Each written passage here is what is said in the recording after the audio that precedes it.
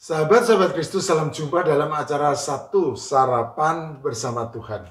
Adapun menu sarapan hari ini diambil dari Amsal pasal 30 ayat 28. Cecak yang dapat kau tangkap dengan tangan, tetapi yang juga ada di istana-istana raja. Mungkin banyak yang tidak peduli dengan keberadaan hewan yang satu ini. Tetapi hewan yang sering dijumpai dalam rumah ini tetap eksis sampai sekarang. Hewan yang dimaksud adalah cecak. Cecak, ya cecak.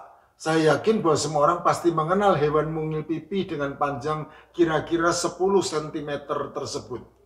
Cecak adalah reptilia yang masuk dalam kelompok kadal dan secara spesifik tergabung dalam famili Geckonidae yang mencakup berbagai jenis tokek serta cecak dengan wilayah penyebaran terutama di daerah tropis dan subtropis di seluruh dunia. Ya, cecak memang ada di seluruh dunia, kecuali di Antartika, karena kondisi yang sangat dingin dan ekstrim tidak cocok untuk kelangsungan hidup cecak. Cecak itu banyak jenisnya, tetapi yang umum dijumpai sehari-hari di sekitar daerah pemukiman mungkin hanya ada 3, yaitu cecak tembok, cecak kayu, dan cecak gula. Kita akan membahasnya satu persatu. Cecak tembok. Cecak tembok kerap dijumpai di rumah-rumah atau bangunan lainnya sedang merayap di tembok maupun langit-langit. Ciri khas dari cecak tembok adalah adanya jumbai kulit sempit di sepanjang sisi tubuh, di tepi belakang kaki dan tangan, serta di sisi ekor yang berupa tonjolan lunak serupa duri yang berderet hingga ke ujung. Ekornya yang berbentuk pipi memanjang kira-kira hampir separuh panjang tubuhnya juga membuat cecak tembok mudah dikenali. Cecak kayu. Cecak kayu kerap dijumpai di celah-celah kayu di rumah dan di pohon. Ciri khas dari cecak kayu adalah moncongnya yang relatif pendek dan ekornya yang agak bulat dengan 6 deret duri kulit bertekstur lunak. Cecak gula. Cecak gula sering dijumpai di sekitar dapur rumah untuk mencari gula atau butir-butir nasi yang mengandung gula. Jadi, meskipun cecak pada umumnya merupakan pemakan serangga, tetapi ada juga yang menyantap gula, nasi, roti, buah-buahan yang matang, serta nektar dan serbuk sari bunga. Ciri khas dari cecak gula adalah ukuran kepalanya yang relatif besar dengan tubuh yang tebal dan mampat. Ekornya berbentuk seperti wortel, melebar dan pipih di bagian pangkal, serta memiliki sederet duri kulit bertekstur lunak. Berbeda dengan jenis cecak pada umumnya yang berwarna abu-abu agak kehitam-hitaman, cecak gula agak kekuning-kuningan. Cecak berkomunikasi lewat getaran, baik yang dihasilkan oleh gerakan maupun suara. Gerakan mengangguk-anggukkan kepala atau menggoyang-goyangkan ekor termasuk cara berkomunikasi yang paling umum dilakukan oleh cecak, selain tentu saja dengan cara mengeluarkan suara. Suara cecak lazim dipergunakan untuk menarik perhatian lawan jenis, menandai wilayah teritorial, atau bisa juga menjadi semacam peringatan apabila merasa terancam bahaya. Sejatinya cecak bisa mengeluarkan berbagai suara, tetapi umumnya berbunyi seperti pelafalan kata cecak tanpa abjad vokal. Begitu uniknya bunyi suara cecak tersebut, sehingga sering dipakai oleh umat manusia untuk menunjukkan perasaan kagum terhadap sesuatu. Adapun bunyi suara cecak lazim ditulis CK. Cecak memang hewan yang mengundang kekaguman, CK. Terutama karena 3 keunikannya yang menakjubkan, yaitu pertama, cecak mempunyai daya cengkram yang luar biasa sehingga mampu menempel dan bergerak di permukaan vertikal, bahkan terbalik di langit-langit. Hal ini bisa terjadi karena adanya struktur khusus pada telapak kaki cecak yang disebut setae, yaitu ribuan rambut mikroskopis yang memanfaatkan gaya tarik-menarik lemah antar molekul untuk mencengkram permukaan. Dr. Keller Autumn, seorang peneliti yang khusus mempelajari biomekanika cecak, menjelaskan bahwa kemampuan cecak untuk mencengkeram permukaan tanpa memakai cairan atau zat perekat membuat cecak menjadi subjek penelitian yang menarik tentang pengembangan teknologi perekat. Bahkan sistem setai cecak juga menginspirasi teknologi perekat yang dipakai di ruang angkasa. Kedua, cecak mempunyai daya autotomi, suatu kemampuan untuk memutus atau melepaskan ekornya yang sanggup bergerak sendiri beberapa saat untuk mengalihkan perhatian dari predator yang hendak memangsanya, sehingga memberi kesempatan bagi cecak untuk melarikan diri. Daya autotomi itu bisa terjadi karena adanya modula spinalis, yaitu bagian dari sistem saraf pusat cecak yang memanjang dari kepala sampai ekor. Pada waktu ekor cecak terlepas, modula spinalis hanya mengalami sedikit kerusakan, dan modula spinalis ini jugalah yang meninggalkan sedikit daya untuk menggerakkan ekor selama beberapa saat meskipun sudah terputus.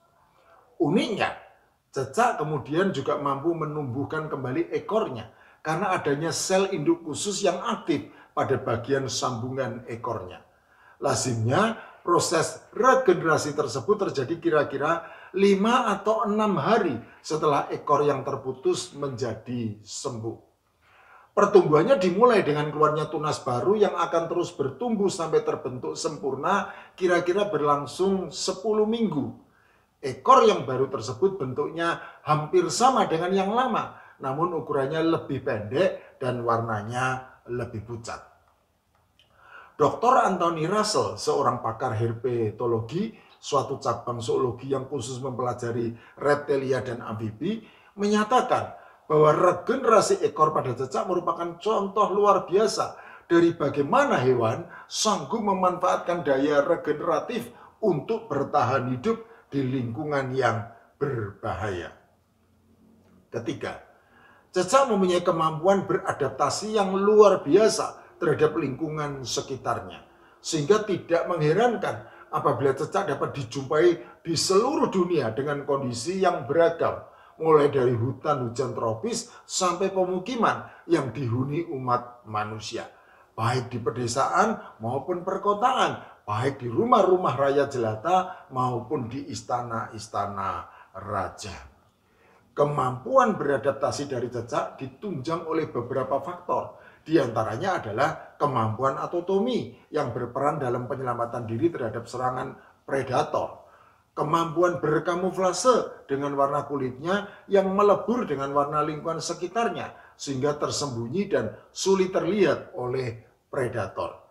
Kemampuan untuk bergerak cepat dan juga memanjat di berbagai permukaan yang sulit dicapai oleh predator. Dan yang tidak kalah penting adalah fleksibilitasnya dalam menyantap jenis makanan yang tidak hanya bergantung pada serangga, melainkan juga makanan lain yang tersedia di lingkungan sekitarnya. Dr. Daniel Pince-Radonoso, seorang pakar ekologi evolusi, menyatakan bahwa kemampuan beradaptasi dengan kondisi yang beragam tersebut menunjukkan betapa fleksibelnya cecak dalam menyesuaikan diri dengan lingkungan sekitarnya, sehingga cecak menjadi reptilia paling sukses dalam hal penyebaran geografis dan kelangsungan hidup yang rata-rata mencapai 10 tahun. Sahabat-sahabat Kristus, tidak bisa dipungkiri bahwa sejatinya cecak memang merupakan hewan purba yang masih eksis sampai sekarang. Seakan-akan tidak lekang diterjang zaman.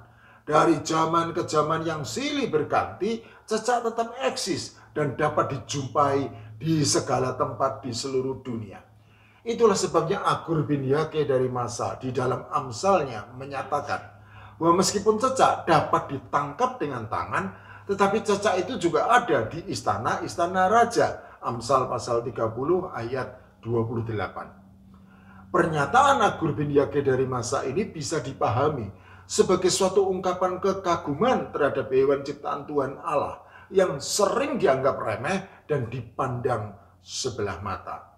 Cecak merupakan contoh nyata dari hewan yang berukuran kecil tetapi dapat memberi pelajaran yang bernilai besar bagi umat manusia. Cecak bisa jadi memang merupakan hewan lemah yang dapat ditangkap dengan tangan. Tetapi meskipun demikian, cecak tetap eksis dan bahkan ada di istana-istana raja. Agur bin Yaqi dari masa melalui eksistensi cecak seakan-akan tidak memberi pelajaran kepada para pembaca Amsalnya. Meskipun dianggap lemah dan dipandang rendah, seseorang bisa saja kemudian menempati kedudukan yang sangat tinggi dan terhormat seperti layaknya ada di istana-istana raja. Oleh karena itu, penting juga bagi kita untuk tidak memandang rendah orang lain hanya dari rupa luarnya saja. Karena bisa jadi orang lain itu mempunyai kemampuan yang unik dan luar biasa. Selain itu, cecak juga memberi pelajaran penting tentang kasih pemeliharaan Allah dalam ciptaannya. Sahabat-sahabat Kristus, cecak itu hanya bisa merayap di dinding, sedangkan makanannya semua bisa terbang. Cecak itu lazimnya makan serangga, cecak makan nyamuk, nyamuk bisa terbang. Cecak makan laron, laron bisa terbang. Seandainya kita berada di posisi cecak, mungkin kita sudah stres dan mengeluh kepada Tuhan. Tuhan, Engkau tahu kan bahwa aku ini hanya bisa merayap di dinding, sedangkan semua makananku bisa terbang. Bagaimana mungkin aku bisa makan ya Tuhan? Bagaimana mungkin? Stres loh, seandainya kita berada di posisi cecak, bagaimana tidak stres? Karena masalah makan tersebut berkaitan erat dengan kelangsungan hidup kita. Bagaimana mungkin aku bisa makan ya Tuhan? Bagaimana mungkin? Sahabat-sahabat Kristus, segala yang tidak mungkin bagi kita, mungkin bagi Allah. Karena sejatinya tidak ada yang mustahil bagi Allah. Cecak memang hanya bisa merayap di dinding, sedangkan semua makanannya bisa terbang. Tetapi Tuhan yang memelihara kehidupan cecak juga menciptakan laron yang seakan-akan begitu bodohnya. Sehingga setiap ada cahaya terang, maka laron-laron itu akan mengerumuninya. Cecak cukup nongkrong di sekitar lampu yang menyala di rumah-rumah. Begitu laron terbang datang, lalu disantap. Nyatanya bisa itu cecak makan laron yang terbang, meskipun cecak hanya bisa merayap di dinding. Nah, seandainya tempatnya gelap gulita dan tidak ada cahaya terang, lalu bagaimana? Tenang saja bro. Tuhan yang memelihara kehidupan cecak juga menciptakan nyamuk yang sering bersembunyi di tempat-tempat yang gelap, di bawah kolong meja yang gelap, di bawah kolong ranjang yang gelap, di balik lipatan baju berwarna gelap yang tergantung di dinding, dan juga di segala tempat gelap lainnya. Cecak cukup nongkrong di sana, begitu nyamuk hinggap, lalu ditangkap. Nyatanya bisa itu cecak makan nyamuk yang terbang, meskipun cecak hanya bisa merayap di dinding.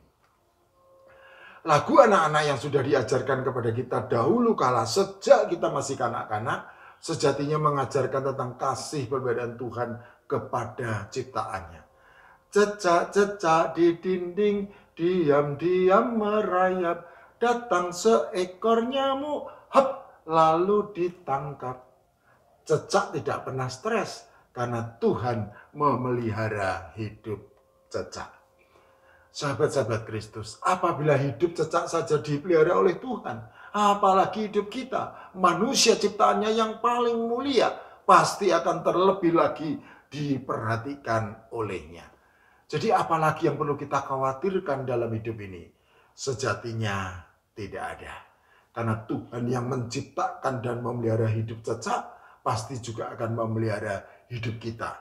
Jadi belajarlah dari cecak.